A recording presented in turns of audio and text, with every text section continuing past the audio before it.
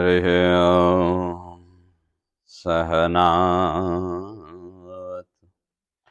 सहनौ भुनक्तु सह वीर्यं करवावहै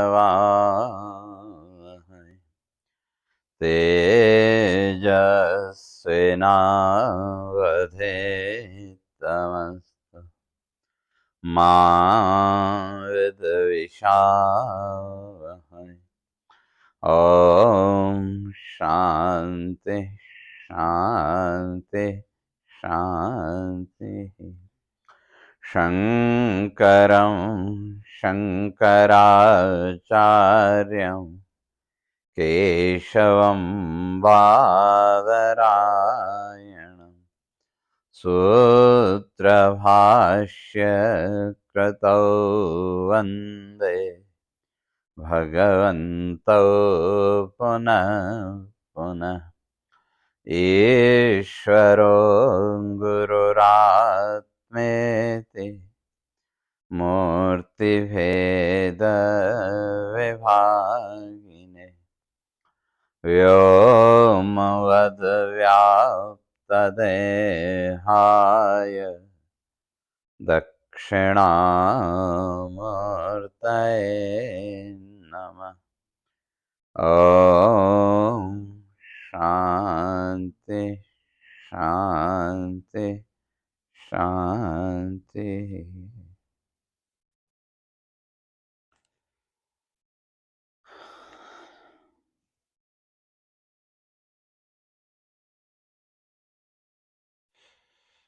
दोनों विचार चल रहा था भागवत का जो मंगलाचरण है।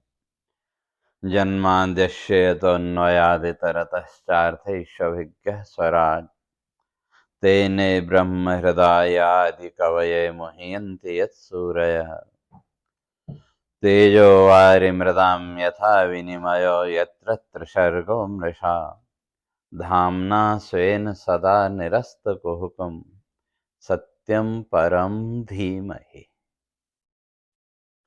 तो कल इस बात को स्पष्ट करके आए थे, तो महर्षि वेदव्यास जी इस बात को स्पष्ट करते हैं कि वो जो परम सत्य है, सत्यम परम धीमहि, तो उस परम सत्य के हम धीमाने बुद्धि, बुद्धि के द्वारा उसकी पूजा करते हैं। क्यों जो भी पूजा अर्चना हम करते हैं, ठीक है, मूर्ति हमारे सामने है, लेकिन भाव तो बौद्धिक है। इंटेलेक्चुअली हम भगवान की पूजा और करते हैं। तो वो यहाँ कहते हैं वो जो परमात्मा कैसा है, तो कल इस बात को स्पष्ट करके आए थे।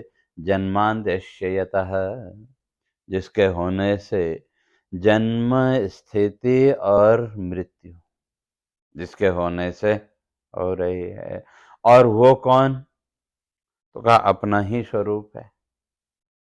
इसलिए श्रुति ने स्पष्ट किया कि जीवो ब्रह्मेव नापरः, जिसको हम जीव कहते हैं वो उस ब्रह्म से, उस परमात्मा से भिन्न नहीं है। अर्थात अब उसमें फिर कई लोगों ने अंश अंशी भाव भी मान लिया। तो जिसको हम जीवात्मा कहते हैं और परमात्मा, तो ये दोनों भेद किसको लेकर के? उपाधि, प्रोजेक्शन को लेकर के। जैसे कल स्पष्ट किया कि माता पिता भी आप ही हैं, दादा दादी भी आप ही हैं, तो दोनों में अंतर क्या है? तत्व की दृष्टि से तो एक ही है, केवल जो प्रोजेक्शन है, उपाधि है, उसका अंतर है। तो इसी तरह से जीवात्मा और ब्रह्म, ब्रह्म कहें या परमात्मा कहें, तो इसलिए शास्त्र इस बात को स्पष्ट करता है कि जीवो ब्रह्मेव नापरः, जिसको हम जीव कहते हैं वो उस ब्रह्म से, उस परमात्मा से भिन्न नहीं है। तो अब कैसे, तो आगे क्रम से उसकी चर्चा करेंगे। तो वो जो जीवात्मा या ब्रह्म, तो कहते हैं अब वो जब वही तत्व है तो संपूर्ण जगत के जितने भी पदार्थ हैं, जैसे कल स्पष्ट किया था, हमारे भी हर रोज कितने जन्म हुए, अनगिनत जन्म भी, स्थिति भी और मृत्यु भी। तो वो सब किसके होने से है? सेल्फ एग्जिस्टेंस कह लो, या हमें हमारे होने की नॉलेज है, तो ये जन्म मृत्यु सब चल रहा है। लेकिन ये सब होते हुए भी आपका जो सेल्फ एग्जिस्टेंस है, या आपके अपने होने की जो फीलिंग है, मैं हूं, उसमें क्या अंतर आया?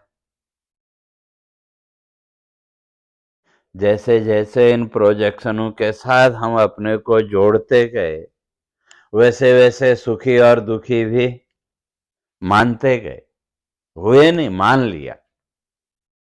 वैसे अपने इमोशन या उसके कारण अपने को इन प्रोजेक्शनों के साथ जोड़ा, और उसी के अनुसार अपने को सुखी और दुखी मान लिया। लेकिन आपका जो अपने होने का जो अनुभव है, उसमें सुख है या दुख है? उसमें सुख भी नहीं है और दुख भी नहीं। तो इस संसार के सुख दुख से जुड़ने पर भी आप सुखी दुखी नहीं है, लेकिन मान लिया। तो वही यहाँ कहते हैं अभिज्ञ, अपने अज्ञान के कारण वो मान लिया, लेकिन वास्तव में क्या है? स्वराट, अपने स्वरूप में स्थित है। और ये जो तत्व है, इस तत्व का वर्णन करने में तो बड़े बड़े ऋषि मुनि भी फेल हो गए, बड़े बड़े ग्रंथ शास्त्र भी उसमें फेल हो गए। तो क्यों? जिसकी सत्ता है उसका वर्णन किया नहीं जा सकता। आगे इसी में भागवत जब आप पढ़ेंगे, तो इसमें भागवत में एक जड़ भरत की कथा आती है। जड़ भरत की कथा, राजा रहुगण। तो राजा रहुगण ने क्या किया? उनको अपनी पालकी में लगा दिया, जड़ भरत को, है। और अब 3 जो पालकी ढोने वाले थे, तो उनका तो रोज का अभ्यास था, वो तो ठीक चल रहे थे। और जड़ भरत जी ध्यान रखें कहीं पैर के नीचे कोई चींटी भी ना आए, कोई जीव पैर के नीचे ना आए। तो कोई जीव दे तो उसको बचाने के लिए पैर इधर उधर वो करें, तो जो पालकी है उसका बैलेंस बिगड़े। तो राजा को बड़ा गुस्सा आया, बड़ा डांटा। पहले तो जड़ भरत सुनते रहे, जब राजा को जवाब उन्होंने दिया, तो राजा को लगा कि मेरे से गलती हो गई, तो तुरंत पालकी रुकवा के नीचे उतरा और जड़ भरत के पैरों में गिर पड़ा। और वहां वो प्रश्न करता है, कहा भगवान आप कौन हैं? तो वहां जड़ भरत जी ने उसको डांट दिया। वो कहते अरे मूर्ख, तुम्हारा प्रश्न ही गलत है। जब प्रश्न ही गलत हो तो फिर उसका उत्तर क्या होगा? जब प्रश्न ही गलत है, तो अर्थात प्रश्न ही उचित नहीं है, तो उसका कोई उत्तर भी नहीं हो सकता। तो फिर प्रश्न गलत क्यों है? तो उसका समाधान वो बताते हैं। कहा तुम किसके बारे में जानना चाहते हो? जब तुमने पूछा कि वे आप कौन हैं, तो किसके बारे में जानना चाहते हो? आत्मा के बारे में या शरीर के बारे में? और दोनों के बारे में कहा नहीं जा सकता। तो शरीर तो क्या है? जड़ है, 5 एलिमेंट का बना हुआ है, तो इसका तो हमने एक नाम रख दिया है। लेकिन इस शरीर की अपनी क्या पहचान है? अपनी तो कोई पहचान है ही नहीं। तो जिसकी अपनी कोई पहचान ही नहीं है, जिसकी कोई सेल्फ आइडेंटिटी ही नहीं है, तो उसको हम कैसे बता सकते हैं? तो उसके बारे में हम नहीं बता सकते। तो क्वेश्चन गलत हो गया कि नहीं? और जो आत्मा है, तो आत्मा को तो स्वयं प्रकाश का है, वो तो सेल्फ एग्जिस्ट है। तो जो वस्तु स्वयं सत्तावान सेल्फ एग्जिस्ट है, तो उसका परिचय कैसे देंगे? तो उसका भी परिचय दिया नहीं जा सकता। जो सेल्फ एग्जिस्ट है, उसके बारे में जो कुछ भी आप कहेंगे वो गलत ही होगा कि नहीं? और जिसका अपनी कोई आइडेंटिटी ही नहीं है, तो उसकी जो भी आइडेंटिटी आप बताएंगे वो भी गलत होगी कि नहीं? बात समझ में आई कि नहीं? तो इसलिए वहां जड़ भरत कहते हैं तुम्हारा जो क्वेश्चन है वो क्वेश्चन ही गलत है। तो इसी तरह से वो जो आत्म सत्ता है, उस आत्मा का वर्णन करने में बड़े बड़े जो ऋषि हैं का वो भी वर्णन किसका करेंगे? कर ही नहीं सकते। तो इसलिए तो फिर और तो जैसा व्यवहार काल में फिर व्यवहार के लिए कुछ शब्द हमको चाहिए, तो इसलिए उस हिसाब से शब्दों का प्रयोग हमने व्यवहार में किया। और तेजो वारिमृताम यथा विनिमयो यत्र सर्गो मृषा। और फिर ये सारा संसार मृषा झूठा है, लेकिन झूठा होते हुए भी सच्चा सा लगता है। इसलिए गुरुजी कहा करते थे अगर वेदांती बनना हो तो एक शब्द पकड़ लो, सा, सच्चा सा, किसी भी उसके साथ सा है तो ये जोड़ लो, आप वेदांती हो गए। तो इसलिए लेकिन उस माया के छल को का धामना स्वेन निरस्त कुहकम, अपनी सामर्थ्य के द्वारा जिस तत्व ने इस संपूर्ण माया छल को नष्ट कर दिया, ऐसा वो जो तत्व है, चाहे परमात्मा कहो ब्रह्म कहो, कहते हैं उसको सत्यम परम धीमहि। उस परम सत्य के हम शरण में जाते हैं, उस परम सत्य की पूजा करते हैं। और ये जो ग्रंथ है भागवत का, इसमें फिर वर्णन किसका, तो कल थोड़ी सी चर्चा करके आए थे कि धर्म प्रोज्झित कहतवत्र परमो निर्मत्सराणाम सताम वेद्यम वास्तवमत्र वस्तु शिवदम तापत्रयोन्मूलनम श्रीमद्भागवते महामिन कृते किं वा परैरीश्वरः सद्यो हृद्यवरुध्यतेऽत्र कृतिभिः शुश्रूषुभिः तत्क्षणान्। तो इसलिए कहते हैं धर्म प्रोचित कहतवोत्र परमो निर्मत्सराणाम सताम। तो ये जो भागवत ग्रंथ है, इसमें जो वर्णन किया वो किसका? धर्म, धर्म का वर्णन। और जहां तक धर्म की बात है, कल भी हम लोग चर्चा करके आए थे, वास्तव में जो धर्म है वो क्या है? को एग्जिस्टेंस का भाव। जिस तरह से हम सेल्फ एग्जिस्टेंस को मानते हैं, एक्सेप्ट करते हैं, तो उसी तरह से इस संसार के जितने भी प्राणी हैं उनके एग्जिस्टेंस को भी स्वीकार करना, उसी का नाम धर्म है। जिस दिन वो कैपेसिटी, वो क्षमता हमारे अंदर आ जाएगी, उसी दिन वास्तव में हम धार्मिक होंगे। अभी तक तो क्या है, ठीक है, धर्म का एक अपने ऊपर हमने ओढ़ रखा है कि मैं धार्मिक हूँ, मैं इतना धर्म करता हूँ, मैं वो करता हूँ, लेकिन उसके पीछे हमारा भाव क्या है, या हमारी जो सोच है।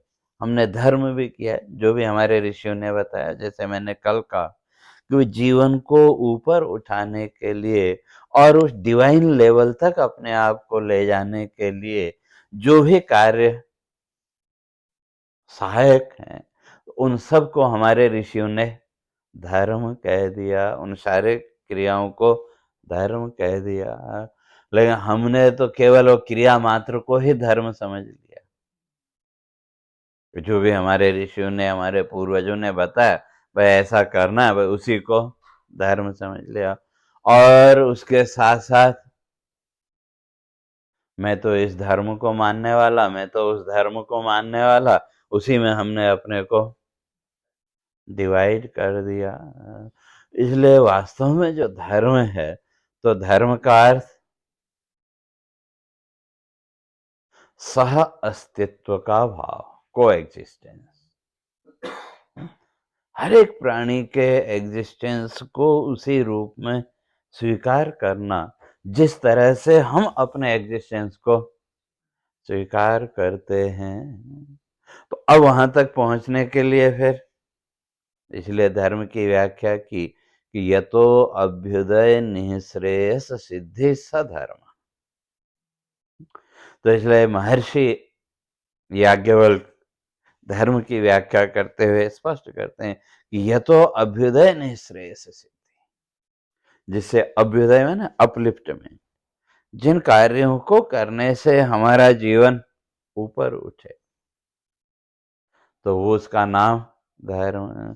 तो इसलिए जो भी पुण्य कर्म आदि उन सबको हमारे ऋषियों ने क्या किया, धर्म के साथ जोड़ दिया। तो जो धर्म है, तो और साथ ही साथ निःश्रेयस, निःश्रेयस का अर्थ मोक्ष। और जहां तक मोक्ष की बात है, मोक्ष कोई प्राप्त करने वाली वस्तु नहीं है। ठीक है, कहने के लिए बोलते हैं भाई मोक्ष प्राप्त करना है, लेकिन मोक्ष प्राप्त करने वाली कोई वस्तु नहीं है। मुक्त तो हम हैं ही है? लेकिन ये जो संसार के आवरण हमने अपने ऊपर, प्रोजेक्शन अपने ऊपर डाल रखे हैं, तो इन प्रोजेक्शनों ने क्या किया, हमको कवर कर दिया। जैसे सुबह जब आंख खुली, आंख खुलने के बाद सारा दिन हम क्या करते रहे, इन्हीं प्रोजेक्शन को अपने ऊपर ओढ़ते रहे कि नहीं। जो जो दृश्य सामने आया, उस दृश्य के अनुसार एक भाव अपने ऊपर ओढ़ लिया। तो अब जितनी देर उसकी जरूरत है उतनी देर तो ठीक है, उसके बाद उसको छोड़ देना चाहिए था, लेकिन वो हम नहीं करते। इसलिए बचपन से लेकर के आज तक हमने क्या किया, उन भावों को अपने ऊपर ओढ़ते गए। और उतारने की हैबिट नहीं है, ऐसा भी नहीं, हैबिट है। जब आप किसी के यहाँ जाते हैं, सुख और दुख जो भी है, जीवन का व्यवहार है, तो जाना पड़ता है। सुख के उसमें भी जाते हैं और दुख में भी जाते हैं। तो जिसके यहाँ आप गए, तो उसके सुख दुख से आपको कुछ लेना देना है क्या? कुछ लेना देना नहीं उसके सुख दुख से। लेकिन जैसे ही उसके दरवाजे पर पहुंचे, तो जैसी भी सिचुएशन हो, सुख की हो या दुख की हो, वो एक लेवल हम अपने ऊपर ओढ़ते हैं कि नहीं? क्यों, अगर दुख की स्थिति हो और वहां जाकर के आप प्रसन्नता व्यक्त करें तो नहीं चलेगा, वहां दुख का भाव ही दिखाना पड़ेगा चेहरे से भी, उससे भी। और सुख की जगह में दुख का भाव लेके जाएं तो भी नहीं चलेगा। तो अपने ऊपर हमने एक वो भाव ओढ़ लिया है कि नहीं? और जितनी देर वहां रहे, जैसी भी सिचुएशन है, सुख की हो या दुख की हो, अपने को भी सुखी और दुखी दिखाते रहे कि नहीं? कर नहीं लिया, दिखाते रहे, क्यों, अंदर से उससे कुछ लेना देना हमारा है ही नहीं। लेकिन व्यवहार है, भाई अगर हम नहीं जाएंगे तो कल को वो हमारे यहाँ नहीं आएगा, और सामान्य सी बात है संसार की।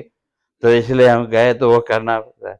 और जब आप उसके घर से बाहर निकले, जैसे ही पैर दरवाजे के बाहर आपने रखा, वो सुख और दुख का जो भाव था वो वहीं उतार दिया कि नहीं? उसको लेके आते हैं क्या अपने साथ?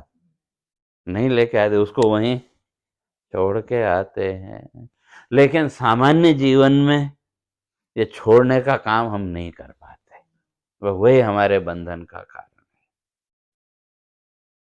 भाव तो हमने ओढ़ा, क्यों, उसके बिना जीवन का व्यवहार नहीं चलेगा। लेकिन जितनी देर उसकी ज़रूरत थी उतनी देर वो भाव ओढ़ा, ठीक है, लेकिन उसके बाद उस भाव को वहीं छोड़ देना चाहिए था, लेकिन वही हम लोग नहीं कर पाते। इसलिए ज्ञानी और अज्ञानी में अंतर यही है।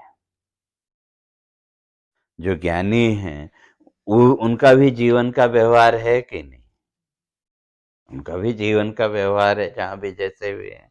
तो उन्होंने भी किसी ज्ञानी महापुरुष के सामने गए, तो उन सामने आते, जैसे मैंने कल कहा, वो संस्कार प्रकट हुए, एक क्षण के लिए वो भाव, आपसे बात भी की, आपके सुख दुख की बातें भी सुनी और आपको सही सलाह भी दी, और आप उठ के गए तो वो भाव। लेकिन हम लोग भाव तो ओढ़ लेते हैं, लेकिन उस भाव को उतारते नहीं हैं। बस वही हमारे बंधन का कारण है। और जिस दिन ये आदत हमारे जीवन में आ जाएगी, तो उस दिन हम भी मुक्त हो जाएंगे कि नहीं? हो जाएंगे का मतलब मुक्त तो हैं ही, बस ये भाव ने हमने क्या कर रखा है। और फिर अब दृश्य सामने नहीं है, वस्तु सामने नहीं है, फिर भी उसकी कल्पना में हम सुखी और दुखी होते रहते हैं। ऐसा तो नहीं होगा, ये तो नहीं होगा, वो तो नहीं होगा, जो भी है। तो इसलिए कहते हैं धर्म। तो वो जो धर्म है, उस धर्म का उद्देश्य वही है कि हमको उस आत्म भाव तक, उस मोक्ष के भाव तक हमको लेके जाए। अब उसके लिए जो कुछ भी हमने किया, उसका नाम धर्म है। और ये जितने भी धर्म संसार में प्रचलित हैं, ये वास्तव में धर्म नहीं है। ये तो क्या है, एक जीवन शैली, लाइफ स्टाइल। देश और परिस्थिति के हिसाब से हमें लाइफ स्टाइल चेंज करनी पड़ेगी। और जैसे इंडिया में वह ब्राह्मण है, वह गर्मी में 2 समय नहाता है, अगर हिमालय में उसको जाना पड़े तो हफ्ते में नहाना पड़ेगा, कई बार हफ्ता भी निकल जाता। तो इसलिए वो जो जीवन पद्धति है, तो जीवन पद्धति का नाम धर्म नहीं है, लेकिन हमने लाइफ स्टाइल को ही धर्म मान लिया। इसलिए ये तो अभ्युदय निःश्रेयस सिद्धि सधर्म, जिससे अभ्युदय में ना अपलिफ्ट में, और निःश्रेयस मोक्ष तक हमको पहुंचे जो क्रिया, उनका नाम धर्म। तो इसलिए ये जो भागवत ग्रंथ है, इसका ध्येय भी क्या है, उद्देश्य क्या है? हमारे जीवन को ऊपर उठा करके उस मोक्ष की स्थिति तक लेके जाना। और हमारे जितने भी ग्रंथ हैं, केवल भागवत की बात नहीं, जितने भी हमारे पौराणिक ग्रंथ हैं और दूसरे गीता है आदि, इन सब का उद्देश्य क्या है? हमको इस भौतिक से ऊपर उठा करके उस मोक्ष की स्थिति तक पहुंचाना, उस मोक्ष के भाव को हमारे अंदर जागृत करना। तो होगा कैसे? का निर्मत्सराणाम सताम।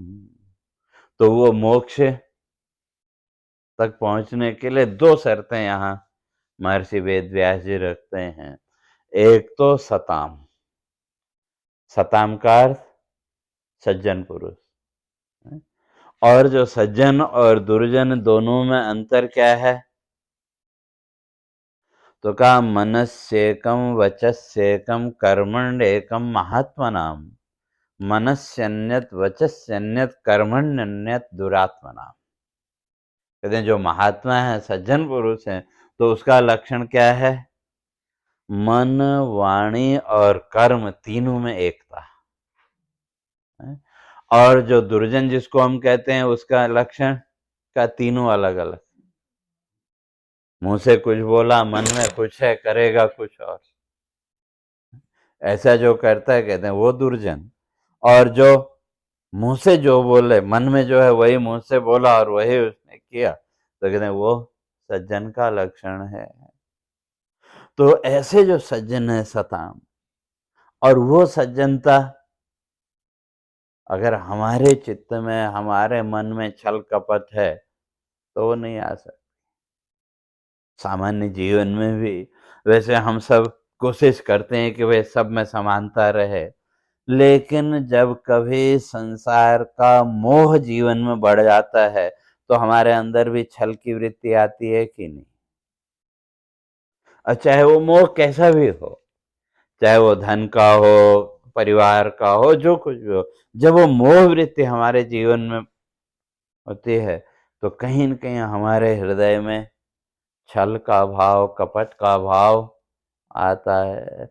अब वो कितना है वो एक अलग चीज़ है, थोड़ा है या ज़्यादा है। तो इसलिए यहाँ कहते हैं कि निर्मत्सराणाम, तो वो जो सात्विकता, वो सज्जनता कब आएगी? जब ये मत्सर आदि दोष, हमारे मन के जो दोष हैं वो दूर होंगे।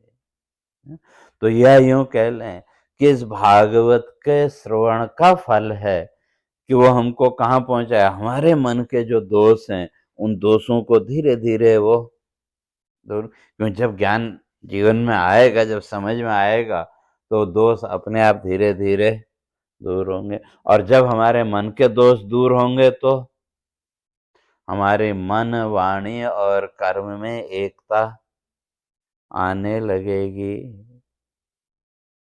और अगर चित्त के अंदर, मन के अंदर दोष हैं तो मन, वाणी और कर्म में एकता नहीं आ पाएगी। तो इसलिए धर्म प्रोज्झित कहतवोत्र परमो निर्मत्सराणां सताम्। इसलिए हमारे जीवन के जितने भी कपट हैं, छल कपट, उन सब को दूर करके हमारे हृदय को शुद्ध करने के लिए इस ग्रंथ में धर्म की भी चर्चा है। तो क्या उस धर्म की चर्चा से होगा क्या, मिलेगा क्या? तो कहते हैं वेद्यम वास्तवमत्र वस्तु शिवदम तापत्रयोन्मूलनम। कहते हैं वेद्यम वास्तवम, जो जीवन की वास्तविकता है, जो जीवन की रियलिटी है, कहते हैं उसी को यहाँ जानना है, उसी को समझना है।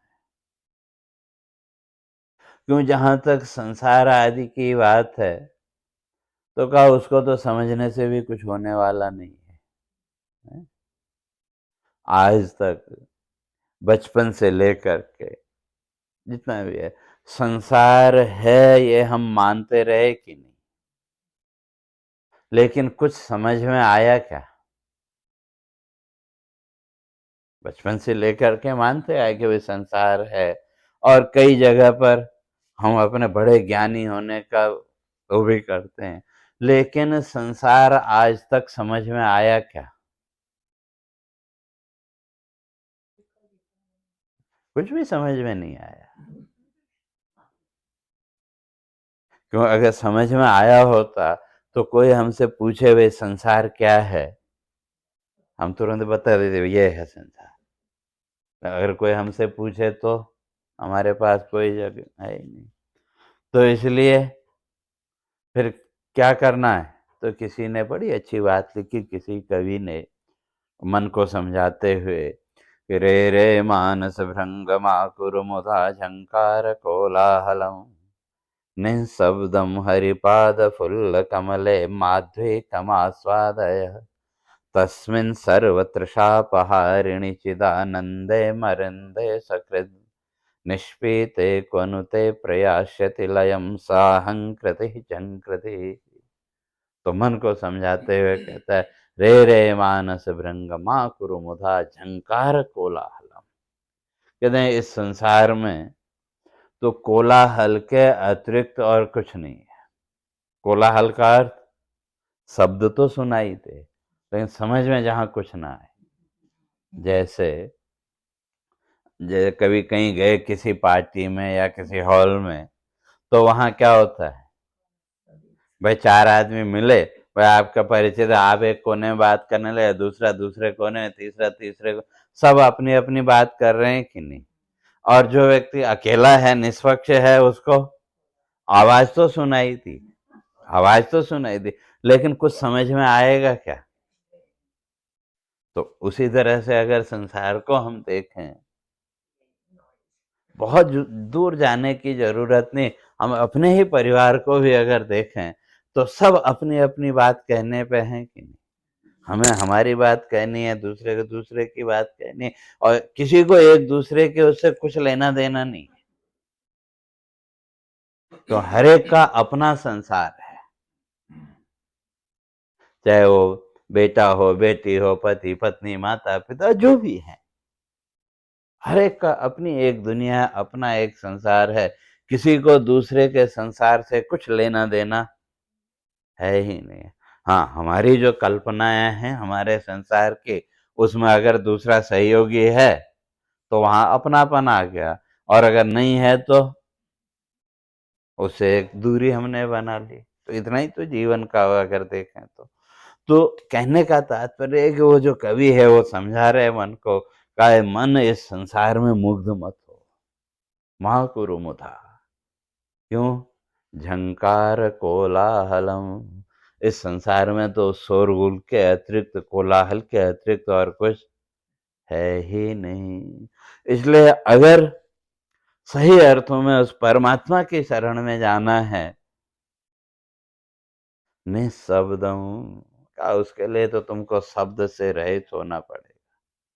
जैसे होता है ना भंवरा, तो भंवरा जब फूल पर बैठता है तो उसकी सारी हलचल शांत हो जाती है कि नहीं? उससे पहले तक उसकी गूं गूं की आवाज आती रहेगी, लेकिन जैसे ही वो फूल के ऊपर बैठा और हनी को खींचने के लिए, तो उसकी सारी हलचल शांत हो गई कि नहीं? सारे शब्द शांत हो गए कि नहीं? तो इसी तरह से कहते हैं अगर उस परमात्मा की शरण में जाना है तो क्या करना पड़ेगा? निःशब्दम, अर्थात अपने आप को इस संसार के कोलाहल से ऊपर उठाना पड़ेगा। तो इसलिए निःशब्दम हरिपाद फुल्ल कमलय माधवी कमास्वादय। तो इसलिए परमात्मा की शरणागति लेकर के क्या करो?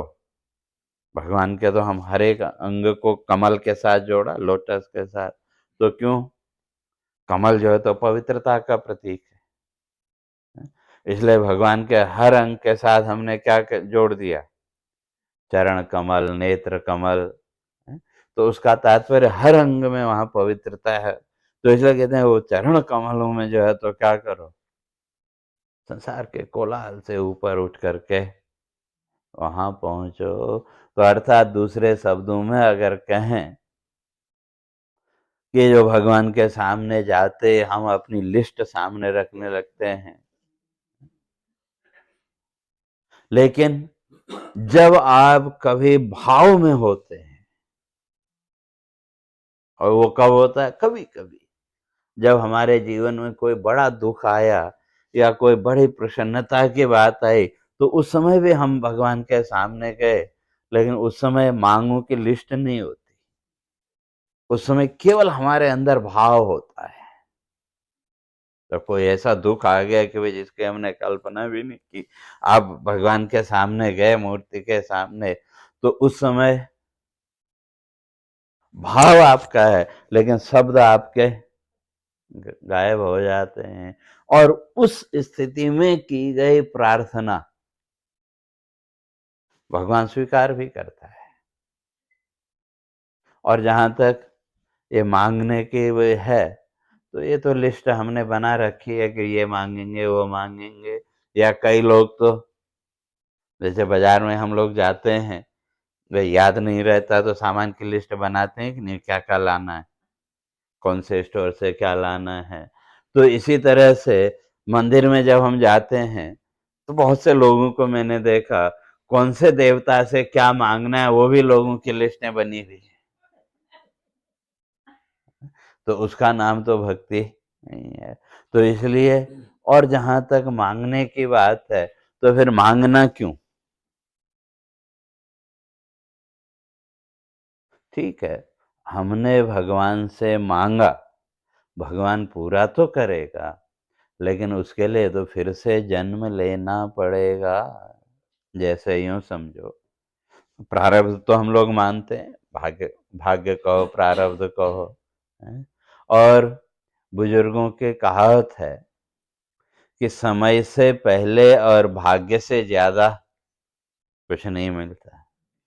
हमने सब सुने, लेकिन फिर भी हम भगवान से भाई ऐसा कर देना, ऐसा कर देना। और साथ ही साथ भगवान से एक शिकायत भी है, सभी की है। तो शिकायत का रूप क्या? भगवान मेरी नहीं सुनता, बाकी सबकी सुनता है। हर एक की शिकायत कहीं न कहीं यही है कि नहीं, भगवान मेरी नहीं सुनता, बाकी सबकी सुनता है। तो क्यों सुने? जब उसने एक व्यवस्था बना दी है, तो फिर अगर हमारी सुनता है तो फिर दूसरे ने कौन सा पाप किया? फिर दूसरे का भी सुने तो फिर तीसरे ने कौन सा पाप किया? तो फिर उसकी कोई व्यवस्था रहेगी क्या? उसकी कोई व्यवस्था रहेगी नहीं। इसलिए ये जो उलाहना देना कि भगवान मेरी नहीं सुनता, ऐसा नहीं, वो किसी की नहीं सुनता है। और रही बात मांगने की, तो जो हमने मांगा वो देगा तो सही, लेकिन कैसे? तो यूं समझो, भाई माँ ने कभी बच्चों के लिए कोई डिश बनाई, और यहाँ तो सैटरडे संडे टाइम मिलता है, तो बच्चों के लिए कोई उनकी पसंदीदा डिश बनाई, और बच्चों को पता लगा कि आज तो माँ ने अमुक चीज बनाई है, तो जब भोजन का समय हुआ तो बच्चे सबसे पहले क्या मांगते हैं? वही डिश मांगते हैं कि नहीं? तो मांगना उचित है क्या? तो अगर घर में वस्तु बनी है तो बिना मांगे भी मिलेगी कि नहीं? जब बनी है तो बिना मांगे भी मिलेगी। और अगर घर में वस्तु बनी ही ना हो तो मांगने पर भी नहीं मिलेगी। ठीक है, माँ का प्रेम है, भाई उसने बनाया भी, तो उसमें टाइम तो लगेगा। नहीं तो अक्सर क्या होता है, भाई बच्चे मांग करेंगे, हम क्या बोलते हैं, भाई इस बार तो नहीं, नेक्स्ट वीक बनाएंगे या कल बनाएंगे, जो कुछ भी है। तो उतनी देर इंतजार करना पड़ेगा कि नहीं? तो वही नियम ईश्वर के यहाँ भी है। तो फिर मांगना क्यों? क्यों, जो हमारा है वो तो बिना मांगे भी मिलेगा भी, और जो हमारे प्रारब्ध में नहीं है, भाग्य में नहीं है, वो मांगने पर भी मिलने वाला नहीं है। लेकिन हमने तो जीवन को कभी समझने की कोशिश ही नहीं। शब्द हमने ले लिए, भगवान जो करता है भला भले के लिए करता है, जो भाग्य में होगा वही मिलेगा। ये शब्द हमारे पास बहुत है, लेकिन इनका कभी हमने विचार नहीं किया। तो इसलिए तो यहाँ कहते हैं वेद्यम वास्तवम अत्र वस्तु। तो जो जीवन की जो वास्तविकता है उसको समझना है। हमारे जितने भी ग्रंथ हैं, जितने भी शास्त्र हैं, उन सब का उद्देश्य वही है कि हमें तरह अलग अलग उदाहरणों के द्वारा, अलग अलग एग्जाम्पल के द्वारा रियलिटी ऑफ लाइफ, जीवन वास्तव में क्या है, उसको समझाने की कोशिश। और जिस दिन वो जीवन हमारी समझ में आएगा कि जीवन वास्तव में क्या है, तो उस दिन इस जीवन के प्रति जितना भी मोह है, वो मोह भी अपने आप छूट जाएगा। क्यों, जीवन को के लेके बड़ा अहंकार, बड़ा बहुत कुछ हमारे जीवन में है, लेकिन आज तक जीवन को लेकर के निश्चिंत हो पाए क्या? हर समय एक भय, एक डर का भाव हमारे अंदर बैठा है कि नहीं? और वो डर का भाव कितना गहरा है? जैसे एक घर में भाई 4 सदस्य रहते हों, तो आपने घर का मेन गेट बंद कर दिया, ठीक है, सुरक्षा की दृष्टि से वो आपने बंद किया, वहां तक तो बात समझ में आती है। लेकिन फिर घर में जो अलग अलग रूम है, हर कोई अपने अपने रूम को भी लॉक करता है कि नहीं? वो एक आदत का है जो, लेकिन क्यों? तो उसके पीछे भी ढूंढें तो कहीं न कहीं कोई न कोई डर बैठा है कि नहीं? अगर हमारे दरवाजे 2 लॉक हैं तो हम दोनों लगाएंगे, 3 है 3 लगाएं, जो कुछ भी है। तो उसके पीछे भी हम अपने आप को टटोल के अगर देखें, तो उसके पीछे भी कहीं न कहीं वो डर बैठा है कि नहीं? और डर किसका?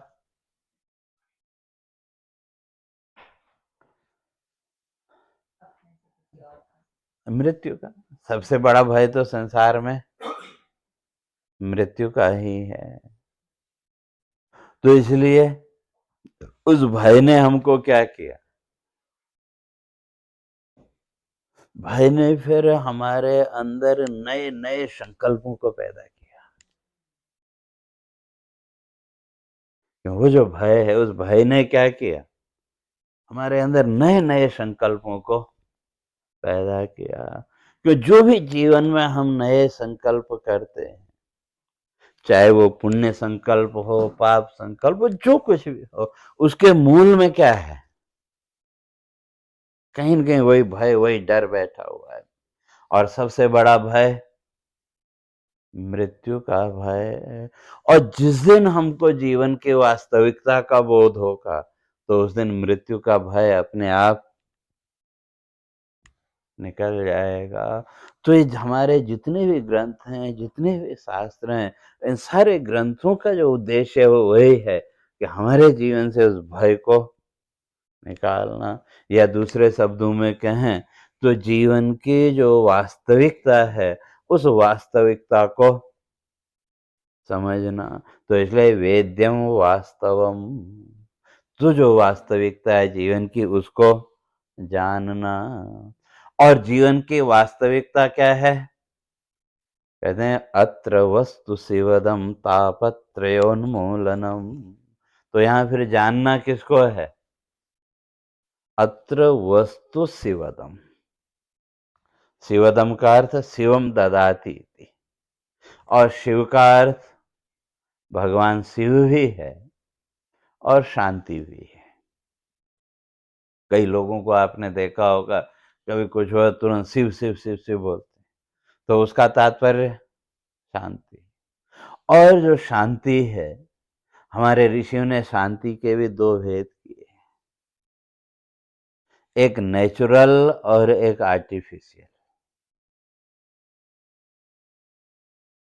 तो जब हमारे जीवन की कोई इच्छा पूरी हो जाती है, जो भी हो, जैसी भी हो, बड़ी पुरानी, बड़ी दृढ़ कोई इच्छा है, वो इच्छा पूरी हुई, तो वहां भी हमको शांति का अनुभव हुआ है कि नहीं? लेकिन कितनी देर? कुछ क्षणों के लिए। तो ये जो शांति है, ये आर्टिफिशियल है, कृत्रिम है। और दूसरी जो नेचुरल, वो शास्त्रकार कहते हैं वो ज्ञान के बिना नहीं आ सकती। और जहां तक ज्ञान की बात है, तो ज्ञान फिर किसका? बहुत से लोग कहेंगे आत्मा का ज्ञान, ब्रह्म का ज्ञान। लेकिन हमारी जितनी भी शास्त्रीय प्रक्रिया है, ठीक है, ब्रह्म की चर्चा है, जहाँ जरूरत पड़ी हमने ब्रह्म की, परमात्मा की चर्चा की। लेकिन सबसे पहले जानना किसको है? अपने आप को जानना। क्यों? जो ब्रह्म है, परमात्मा है, तो उसका तो कोई नाम रूप आकार है। तो जिसका कोई नाम रूप आकार ही नहीं है, तो उसको जानोगे कैसे? कभी कोई आदमी गुम हो जाए, उसकी रिपोर्ट लिखाने आप गए पुलिस स्टेशन, तो पुलिस वाला क्या बोलेंगे? भाई हुलिया बताओ। हुलिया के आधार पर चलो भाई स्केच बना लेंगे या फोटो दो, तब तो ढूंढेंगे। और जिसका कोई नाम रूप आकार ही नहीं है, जिसको शास्त्रों ने नेति नेति के द्वारा कह दिया है कि ये भी नहीं, ये भी नहीं, ये भी नहीं, उसको फिर ढूंढोगे कैसे? ढूंढ सकते हैं क्या? नहीं ढूंढ सकते। तो फिर किसको जानना, किसको ढूंढना? अपने आप को ढूंढना।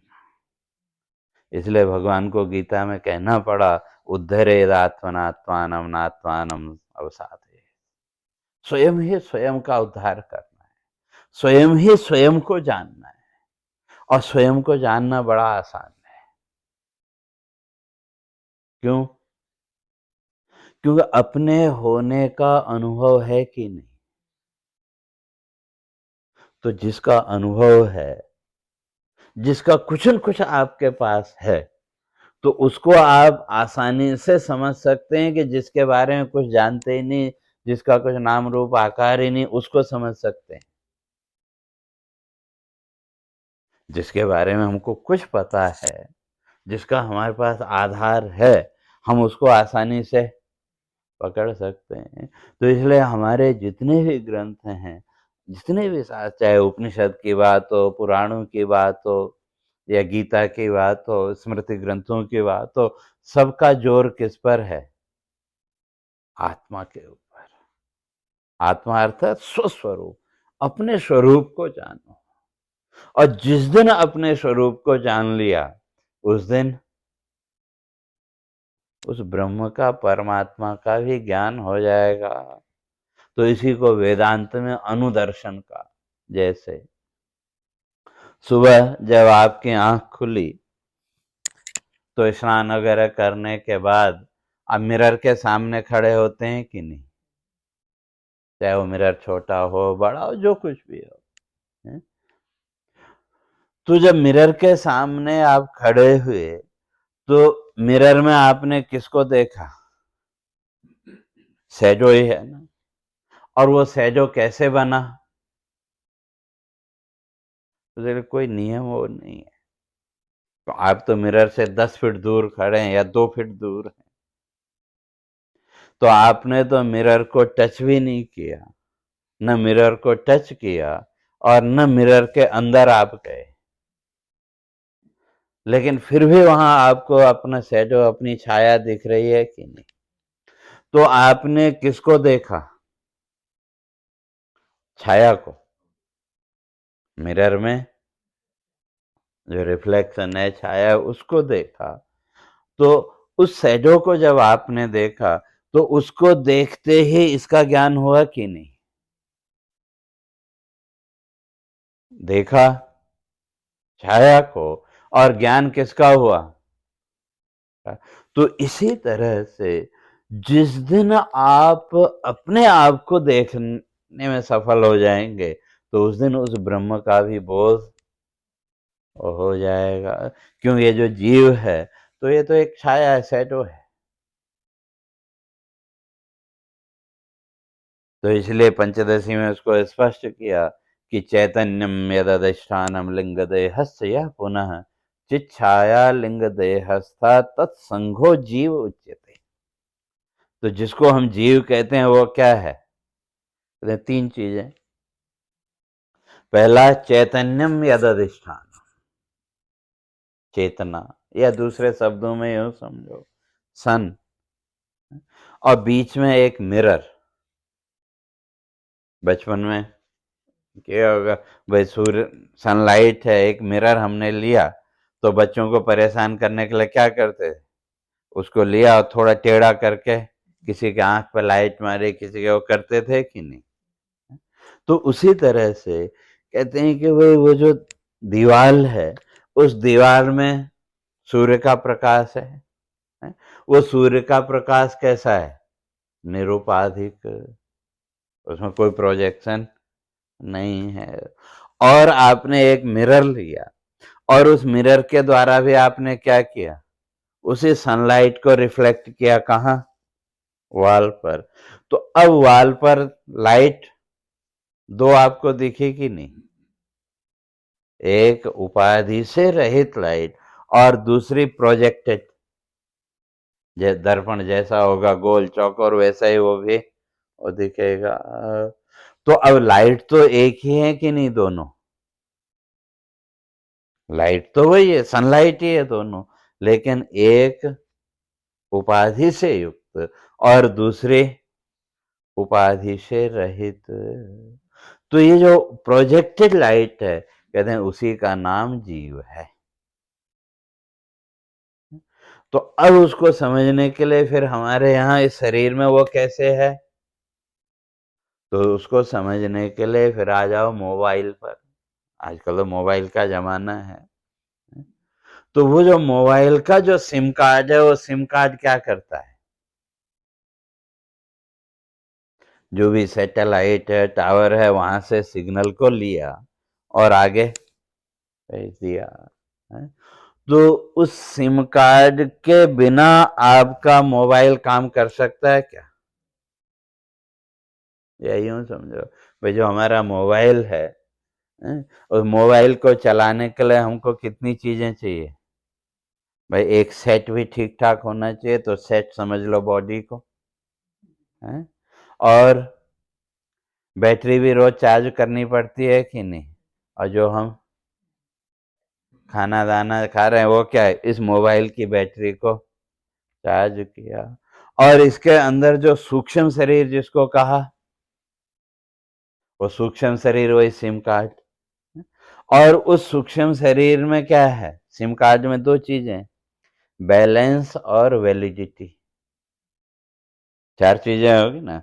अब ये चार चीजें आपके पास हैं, तो आप मोबाइल का यूज कर सकते हैं या नहीं? नहीं कर सकते। अगर सिग्नल ना हो तो? सिग्नल के बिना ये चारों चीजें बेकार है? तो इम्पोर्टेंस किसका है? सिग्नल का। तो जहां से वो सिग्नल आ रहा है, तो उस सेंटर को समझ लो आत्मा। तो अब उस सिग्नल को हमारा जो सूक्ष्म शरीर है, सटल बॉडी है, उसने क्या किया, उसने रिसीव किया और उसको आगे फेंकता रहा। तो जब तक ये सिग्नल कंटिन्यूटी इसकी चल रही है, तो तब तक जीवन चलता रहेगा। तो अब वहां तक पहुंचने के लिए पहले इस सिग्नल को पकड़ना पड़ेगा कि नहीं? सिग्नल का जो सेंटर है, जिसको जीवात्मा कहते हैं, वो जीवात्मा भी क्या है? अब चाहे उसको आप सूक्ष्म शरीर कहो, हैं? या वो चेतना से युक्त जो वो है, तो उस तत्व को जानना, अर्थात अपने आप को जानना। तो जिस दिन अपने आप को, अपने स्वरूप को जीव जान लेगा, शास्त्रकार कहते हैं उसी दिन उसको ब्रह्म का भी बोध हो जाएगा। जैसे दर्पण में, मिरर में छाया को देखने के बाद उसके रियल का हमको ज्ञान होता है, तो उसी तरह से अपने स्वरूप का ज्ञान होने पर ही उस ब्रह्म का भी ज्ञान हो जाएगा। और जब उस अपने स्वरूप का बोध होगा, तो तब वो शांति, इटर्नल शाश्वत शांति का जीवन में अनुभव होगा। तो इसलिए कहते हैं कि इस संसार के कोलाहल में मत पड़ो। नहीं शब्दम हरिपाद पुल्ल कमलय माध्वी कमास्वादय। इसलिए परमात्मा की शरणागति, तो उसका फल तस्मिन् सर्वतृषापहारिणि चिदानंदे मरंदे सकृत। कहते हैं एक बार, सकृत माने एक बार, कहते हैं एक बार परमात्मा के चरण कमलों तक आप पहुंच गए, तो वो एक बार का जो आस्वादन है, वो क्या करेगा, सर्वतृषापहारिणी, आपके जीवन की सारी तृष्णाएं, आपके जीवन की सारी डिजायर्स वहां पूरी हो जाएंगी। और अगर वहां तक हम नहीं पहुंचे, तो क्या फिर इस संसार के कोलाहल से हमको बचाने वाला कोई नहीं। उसके बिना इस संसार के कोलाहल से हम नहीं बच सकते। तो इसलिए यहाँ कहते हैं वेद्यम वास्तवत्र वस्तु शिवदम।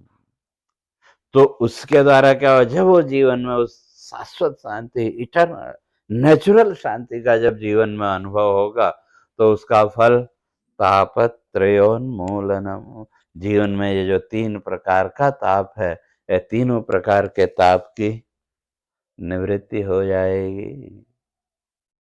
और जब उस लेवल पर आप पहुंच गए, अब जीवन में किसी प्रकार का दुख भी नहीं है। आपने जीवन की वास्तविकता को भी जान लिया।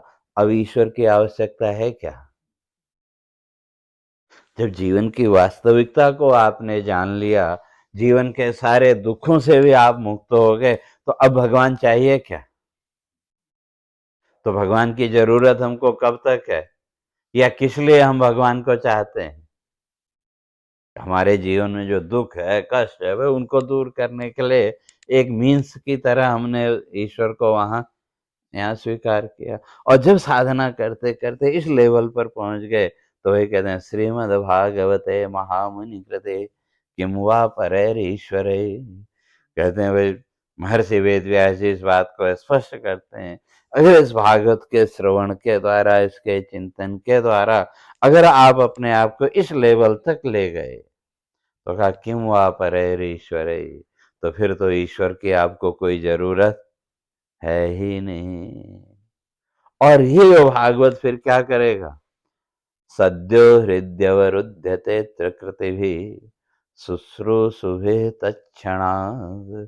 तो ये जो है भागवत का फिर फल क्या है, कहते हैं सद्यो हृदय अवरुध्यते। कहते हैं भागवत श्रवण का फल ये होगा कि आपके हृदय में जो भी काम, क्रोध, लोभ, मोह आदि संसार के जो भी दोष हैं, इन सारे दोषों को सद्यो अवरुध्यते, तुरंत ही वो दूर कर देगा। और किसके लिए, शुश्रूषुभे तत्क्षणात्, जो इसका श्रवण करेंगे। और श्रवण का अर्थ जो आजकल हम लोगों ने सोच लिया वो नहीं। आजकल तो कहीं भागवत कथा चल रहे हो, कुछ चल रहे हो, और आजकल तो लोगों ने नई नई परंपराएं भी शुरू कर दी हैं, जैसा मन में आया उस हिसाब से। तो श्रवण का अर्थ, श्रवणम अर्थानुसंधानम, जो अर्थ है उस अर्थ का अनुसंधान करना। अनुसंधान में रिसर्च, जो शास्त्र कहता है उसकी रिसर्च करना। और रिसर्च में दो चीजें हैं, उसके पीछे जो साइंस है उसको खोजना, और उसके जो फिजिकल वैल्यू है उसको भी खोजना। साइंटिफिक वैल्यू और फिजिकल वैल्यू, इन दोनों को खोजना, उसी का नाम रिसर्च। और हमारे यहाँ, हमारे शास्त्रों में रिसर्च तो संभव है, लेकिन हमारे संस्कृत में इन्वेंशन के लिए कोई शब्द ही नहीं है, क्योंकि कुछ नया इन्वेंशन हो ही नहीं सकता। आप रिसर्च कर सकते हैं जो है उसमें, लेकिन नई खोज, इन्वेंशन नेवर पॉसिबल। रिसर्च हो सकती है। तो वही यहाँ कहते हैं वो जो श्रवण कर रहे हैं तो उनको क्या करना है, अर्थानुसंधानम, जो शब्द का अर्थ है उस अर्थ की खोज करना, उसका अनुसंधान करना। और जब उसकी रिसर्च हम करेंगे, उसकी खोज करेंगे, जब अर्थ हमारे समझ में आएगा तो भाव अपने आप बनेगा। जैसे मैं एक एग्जांपल देता हूँ, आप म्यूजिक सुनते हैं ना, तो ठीक है, म्यूजिक आपके हृदय को प्रसन्न करता है, और उस म्यूजिक के साथ सॉन्ग भी हो और उस सॉन्ग की मीनिंग आपको पता हो, तो आपके हृदय की फीलिंग कुछ अलग ही होती है कि नहीं? अगर उस सॉन्ग के साथ सॉन्ग की मीनिंग आप जानते हैं तो आपकी फीलिंग कुछ अलग ही है। और अगर नहीं जानते तो ठीक है, बज रहा है, आपके अंदर कोई फीलिंग नहीं आएगी। तो इसी तरह से जो शास्त्र कहता है, जब उसके अर्थ को हम समझेंगे तो हमारी वो फीलिंग अपने आप बनेगी। और जब वो फीलिंग बनेगी तो उसके साथ हमारे हृदय के जो दोष हैं, उन दोषों का भी शुद्धिकरण होगा। तो इसलिए यहाँ के सद्यो हृदय वरुध्यते अत्र कृतिभिः शुश्रूषुभिः तत्क्षणात्। जो इस भागवत का ईमानदारी से जो श्रवण करने वाले हैं, का उनके हृदय के तो सारे दोष दूर हो जाएंगे। और जब हृदय के सारे दोष दूर हो गए तो क्या उसके जीवन के तीनों प्रकार के ताप भी दूर हो जाएंगे। और जब कोई ताप ही नहीं है, जीवन में आनंद ही आनंद है, तो क्या फिर उसको ईश्वर की भी जरूरत नहीं पड़ेगी। तो इसलिए, और ये जो भागवत है फिर ये क्या है, तो अगले श्लोक में स्पष्ट किया, निगम कल्पतरोर्गलितं फलम् सुखमुखात् अमृतम्। तो निगम कल्पतरो गलितम फलम। निगम है ना, आगम निगम, तो जो शास्त्र है, कहते हैं उन शास्त्रों का ये निचोड़ है, क्या बोलते हैं, एसेंस। जितने भी हमारे ग्रंथ हैं, उन सारे ग्रंथों का ये निचोड़ है। और किसके मुंह से निकला? का सुख मुखात, महर्षि सुखदेव जी के मुख से। और जो महर्षि सुखदेव हैं, वो तो जन्म से ही ज्ञानी थे। उनको तो किसी प्रकार का संसार का कोई बंधन उनके जीवन में वो था ही नहीं। इसलिए आगे उस बात को स्पष्ट करते हैं कि वे जब वो वन के लिए गए, उनके पीछे उनके पिता वेद व्यास जी भी उनको रोकने के लिए उनके पीछे पीछे दौड़े, तो तब वो सुखदेव जी की ओर से कहते हैं वन के जो वृक्ष थे, वो जो है तो महर्षि वेद व्यास जी को समझाने लगे। तो अर्थात इतना उनकी तन्मयता है, इतना वो था, तो उनकी ओर से जो वृक्ष है, वृक्षों ने जो है तो व्यास जी को उत्तर दिया। तो ऐसे जो ज्ञानी महापुरुष, तत्वज्ञ महापुरुष का उनके मुंह से निकला हुआ ये अमृत रस है। और ये रसों का सार है, सारा सार। क्योंकि महर्षि वेदव्यास जी ने भी तो कहते हैं इस ग्रंथ में अपना जितना जीवन का निचोड़ था वो सारा भागवत में आ गया। और जो भागवत ग्रंथ है, तो इसको भगवान श्री कृष्ण की वांग्मय मूर्ति भी कहा है।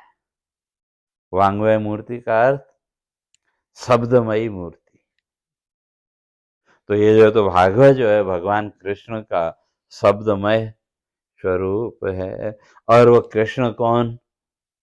तो कृष्ण का अर्थ तो हमने वो चतुर्भुज रूप मान लिया, लेकिन वास्तव में कृष्ण शब्द का क्या अर्थ है, तो उसकी चर्चा और आगे की चर्चा फिर अपने कल करेंगे। अब सीधे होके बैठे।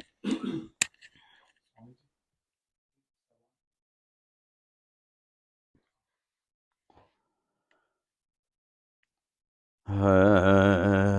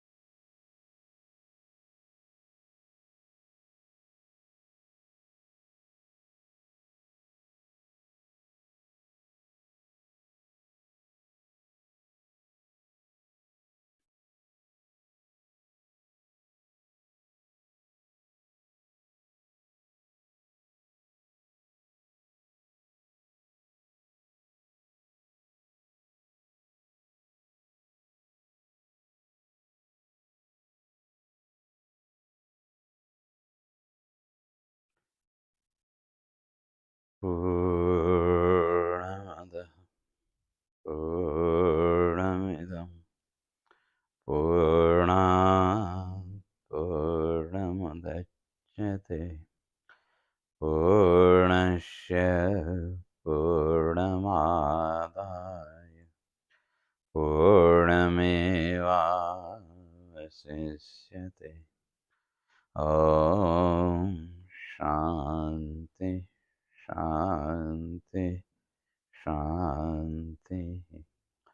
शङ्करं शङ्कराचार्यं केशवं बादरायणं सूत्रभाष्य कृतौ वन्दे भगवन्तौ पुनः पुनः।